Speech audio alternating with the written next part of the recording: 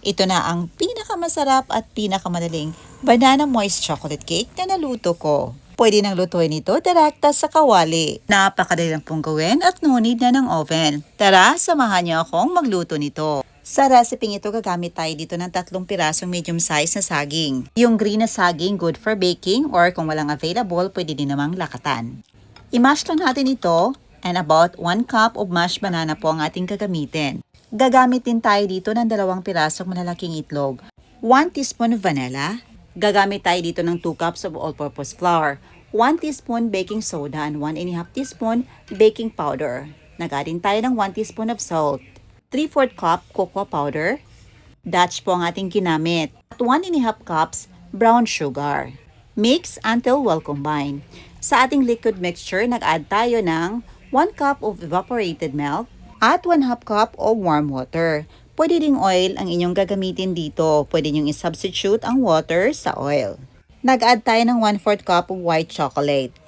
Ready na natin ang ating paglulutuan. Gagamit tayo dito ng non-stick pan. Yung may takip na mabigat. Yes po, dapat mabigat talaga para ma-fully seal natin ang ating paglulutuan. At para sakto talaga ang pagkatakip nito. At linisin lang ang gilid pag may nag-spell na mixture. Lutuin lang natin ito for about 55 to 60 minutes over very low flame. Induction cooker po ang ating ginamit, kaya sinet natin ito sa 1.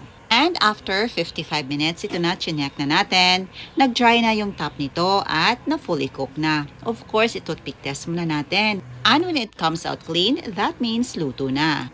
Pwede na tayong mag-top nito ng paborito nating chocolate fudge icing. Pero sa akin, yung white chocolate lang ang itinap natin.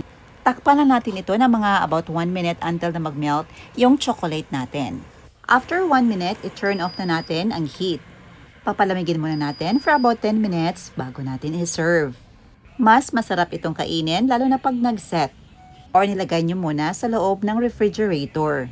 At ito na, napalamig na natin ang ating napakasarap na moist banana chocolate cake. I-slice lang natin ito sa katamtamang laki lamang.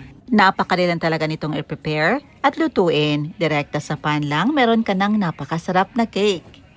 Lalo na kung meron kayong bisita or nag-crave yung mga bata. Need nang i-bake, direkta sa pan lang, meron ka ng napakasarap na cake. At ito talaga ang masasabi kong napakasarap na moist chocolate cake with banana flavor na naluto ko. At isa din ito sa paborito ng aking pamilya, lalo na itong aking anak at ang aking asawa.